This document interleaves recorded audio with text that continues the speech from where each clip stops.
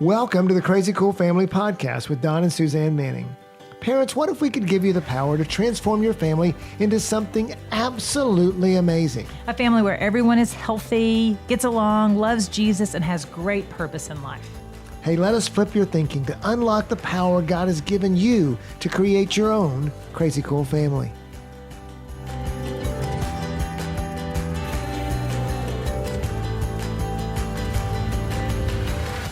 Well, welcome parents to the month of May. Welcome to Crazy Cool Family. We're excited to have you here today, and we are going to talk about building a great childhood. So every parent wants to build a great childhood for their kids, a childhood where they're going to be loved. And now let me just ask you, Suzanne, what do you think about when you think about building a great childhood for your kids? Yeah, that's good. The first thing that comes to mind is just like joy and peace, those type things, but laughter for sure. And then intentionality, parents, as you interact with your kids, just to be present, be there, listen to them, join them in whatever struggle it is that they're in, whether that's they've got a boo-boo when they're little to when they're heading off to prom, just being there for them. Yeah, time for children to play and grow strong and be loved and encouraged. So we are talking to our siblings this month about how... Not our siblings. Well, no, they're... Our children. Our children. How about that? Yeah, so we're talking, the siblings are going to be on, our children, they're siblings to each other, and we're going to just ask them questions about their childhood, how their childhood was growing up, and we want to give you some experiences with them. So okay, so we have Michael and Mollie. I guess I should say Mollie and Michael, because Mollie was first, and then Michael.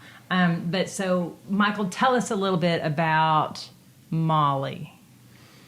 So Mollie is the first oldest in the family, the first oldest. She's the firstborn and the oldest in the family. And Mollie is really like the heart of our family. Mollie is the reason a lot of times that we come together. She's the planner. She plans where we're going, what we're going to do, especially what we're going to wear. Important. Very important. It's a fashion degree. Yeah, we paid a lot of money for that. Mollie is the one that is like the life of the party. She's the one that plans everything. And if we get together, it's because Mollie has planned everything. She's the heartbeat of the family. And so Michael, tell us, now Mollie, you tell us a little bit about Michael. Mom's probably going to get us confused a lot because she did that with our names growing up all the time. All the time. Someone. But Michael is like the coolest person ever. But not you're too cool for school, not going to talk to you, just your I'm cool and everyone wants to be friends with me kind of guy. And he would never say that about himself. But that's what everyone would say about him. He is incredibly wise. He's hilarious, but he doesn't really talk very much. When he does, though, things that come out of his mouth are wise and funny. And when we gather together as a family and Michael's not there, it's kind of like something's missing. And we're a good pair because if Michael doesn't talk a lot, I talk a ton. So we fill in the gaps well. Yes. And you guys are 10 years apart, right? Right. And so... But you're both the firstborn. Like Mollie's the firstborn of the girls, and then Michael's the firstborn boy, and then there's boys after him. And so... So your childhood was very different because Mollie, when you were growing up, let's say when you were 10 years old, you were one child, but then you had maybe a couple of, a few younger sisters. Michael, when you grew up, there were people all around you. You had younger and older and some people leaving for college and everything else. So let's just talk about what was daily life like. Let's start with you, Mollie. What was daily life like for you when you were, 8, 9, 10, 11, 12 years old? Well, there was a lot of baby doll playing in Dollhouse. Mom was a very big advocate that if we were going to be mommies when we grew up, we needed a lot of practice when we were little. So we would split the playroom in half, and half of it would be my house, and half of it would be Madeline and Macy's, and we would play babies all day. And then 5 o'clock, Mom would say, Dad's going to be home in an hour. Everyone has to clean up right now. And we would sing the cleanup song. Clean up. Yes, everybody, everywhere. And you were homeschooled. That's why you were there. Yes, all day. Yeah. So that adds a different aspect. I didn't go to school until I was 13 in 6th grade. And so part of growing up for me Well, let's help. You went to school. You just not at a That's- school okay, place. You yeah. actually did school. This is true. I did school at home in my pajamas. It was very cool. Because there's a lot of siblings that came, so there were several maternity leaves by your teacher. Which is interesting because my personality is type A. I like things to be in order. I'm a make a to-do list for my to-do list kind of person. And mom is not, which is why I think she was so amazing with 7 kids. And so I can remember from an early age, 5, 6, 7, being frustrated when I would wake up and mom would be in bed, and I would want our life to be organized, and I would want to do school. Or maybe even start. Right, yeah, just have a day Just at all. breakfast. Just start with it. There was like one day a month where we were super organized, and that was the day before the maids came because we had to get everything clean for the maids, which we all thought was hilarious and stupid at the same time. But that was a rub growing up for sure, is that we had mom wasn't organized and I was, and we kind of had to learn to figure that out and what that looked like and how to meet in the middle there. But mainly growing up was a lot of fun, a lot of using our imagination, a lot of playing with our brothers and sisters, a lot of go outside in the backyard and get fresh air. You need sunshine, things like that. Yeah, definitely. I would say I think our childhood is very different. Right. In the sense of our parents were more strict with you. I remember you all the time would say, whenever I was 12 years old, I could not spend the night at a friend's house. Watch that movie, watch wear that movie, thing, or yeah. anything. And my childhood seemed a little more lax and laid back with the parents. Because it was. Because it was. No hard feelings. Our childhood was a lot of going to y'all's sporting events and going, like I remember playing while y'all were playing basketball, we would be in the other gym playing whatever with a bunch of friends and playing Legos with my little brothers, and even Mackenzie, our older sister, we'd play Legos with her too. But it was a lot of our older sisters taking care of us because mom was having a kid or doing something. And so that is kind of, childhood was a close bond already because y'all Right. took so much care of us with Right. laying our clothes out and getting us ready for church. And Right. you've been making my outfits for my whole life, Not essentially. laying them out. Laying them No, out. yeah. No sewing here. But you guys also played a lot of sports, right? You were just saying going to each other's games and stuff like that. So a lot of time in the car. Yeah. And Michael, you remember your sisters coming to your sporting events.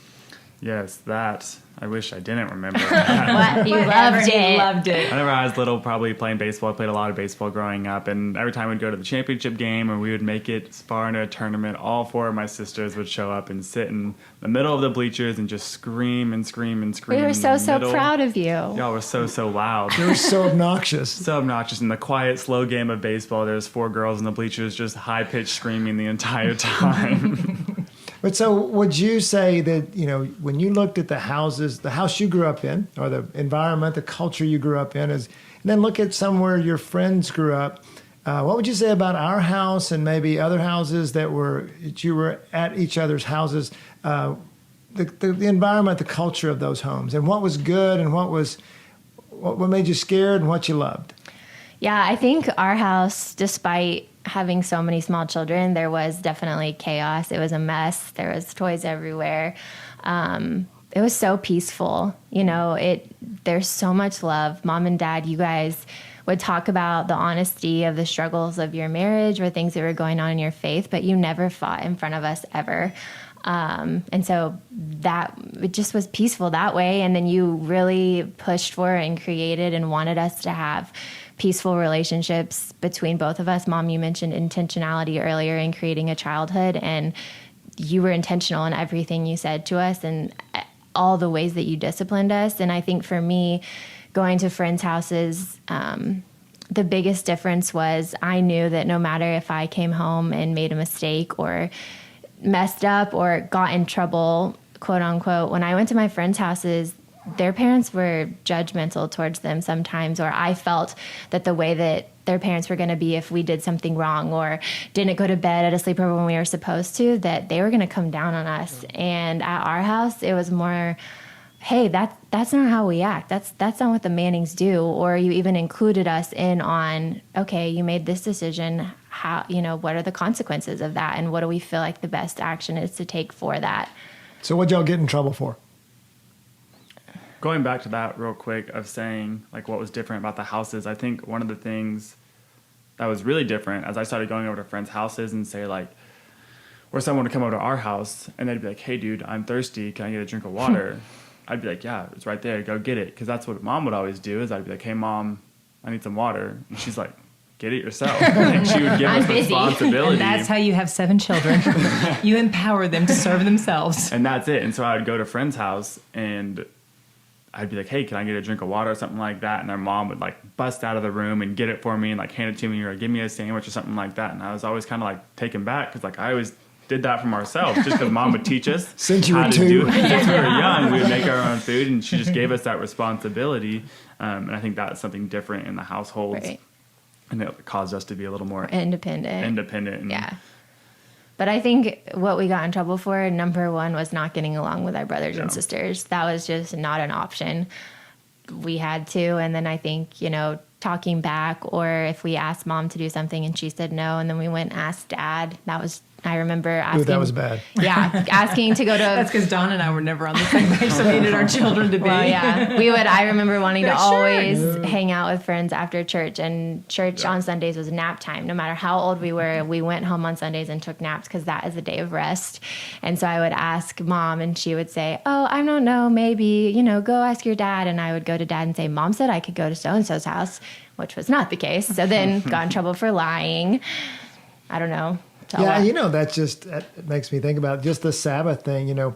That wasn't a way of life when we started our home, but over time, and you guys didn't like that really No. at all. But you like it now. Oh, yeah. They would tell us after a Sunday, they would say, go to your room. You don't have to sleep. Just go in your room and sit there for 3 hours. Yeah, Something you'll like fall that. asleep. You Just go lay in will. your Just bed. go lay in your bed. There's something holy about the Sabbath day. That's all I have to say. What are some other things you guys would get in trouble for? Definitely, it was. I think the biggest thing, like you said, Molly, was our siblings and not getting along with our siblings. Lying, that was a big no-no with Dad. Cannot lie. But when you got in trouble, you were mentioning how some things were different when you looked at how other kids got in trouble. So when we're building this childhood for you guys, what do you remember about how we processed quote unquote trouble? Yeah, I think for me, the biggest thing was you defined what a Manning was and who a Manning was and what it looked like to be a part of our family. And then everything kind of flowed from that. So Mannings don't tell lies. Mannings don't throw fits. Mannings, for me as a girl, it was Mannings act this way around boys, or Mannings wear these kinds of clothes, that sort of thing.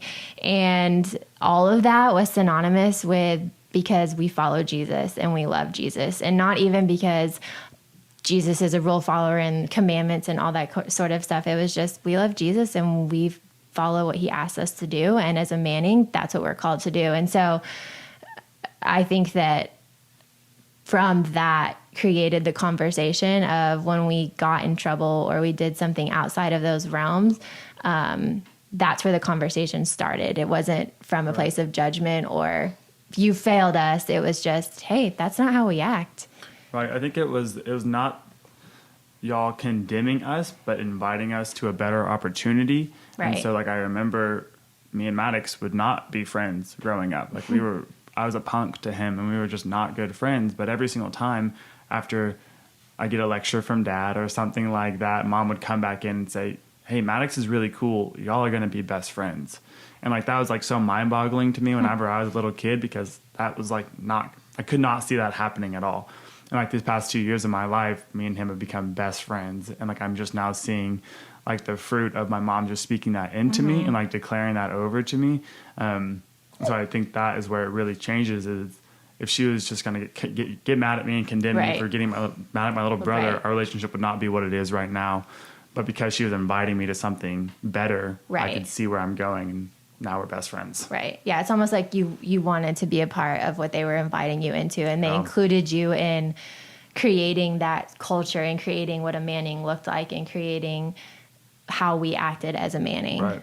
Well, that also worked, and we were talking before this, kind of preparing for this, about the transition to Jesus being your best friend in our family and how you went through that process. And just explore a little bit of that for us. Yeah, I would say that before I even followed Jesus. I probably followed Madeline, my older sister, while she was following Jesus. Yeah, because she was at home when you were Right, there. she was at home. Mollie was in college when you were going through this stage, but Madeline was the one that was here and was the oldest at that time. Right, and she was the top dog. She was the coolest at Yeah, the time, for just because sure. Mollie was not here. But I was like, whatever's happening in Madeline's life, like I want that too, because she was pursuing Jesus, she was loving Jesus, and so I think that her setting that model, her setting that standard, that bar, like left it up to me of like, okay, that's what I can reach too, and eventually through a lot of work and processing, Madeline was like, hey, it's Jesus, like that's who I'm following. the It's not answer, me. yeah. It's Jesus. That's what you're missing or anything. And so she showed you something that your other middle school friends weren't quite doing. It Right. didn't hold it for you when they were going through their stuff, right? Right. Madeline's life looked a lot more attractive than my middle school's friends' lives. Right. Yeah, Well, and you tried the middle school friend life a little bit. I Right. mean, you dabbled in that a little bit. You tested the waters to see what it was like, but you came out on the other side and just realized that God's bigger. Jesus is better. Right. It's just, and it did, for some people, it does take like having to go through it to realize how much better it really is. And for me, it did. I had to go through the sin. I had to go through the world to realize, man, Jesus is so much better. But it was because Madeline set that example that I got to come back to that whenever it was my time to come back to it. How did growing up a Manning like make you who you are today? Michael, you're about to head off to college, and Mollie, you're a new mom. And so at this season in life, how did that childhood foundation of being a Manning create who you are today? I think for me, Michael and I have just kept saying this over and over again, is we're a Manning. And because we were a Manning and mom and dad created that culture around this is what Mannings do. And it's important to note that there was a lot more conversations around this is who Mannings are and what they do, not this is what Mannings don't do, because that's not always life-giving. But Mannings were leaders, and Mannings were beloved sons and daughters, and Mannings, loved their brothers and sisters and were best friends, and Mannings chose life with our words and with our actions. And so for me, even as I went into college, and, Michael and I, it's kind of interesting in how we're set up, is we are probably the two of all of the children. I mean, I guess Kate's still little, Verdict's still out, but of all of the kids, we were kind of the two that chose the world for a little bit. I went to college and kind of built a community around worldly decisions, not necessarily a community around Jesus decisions.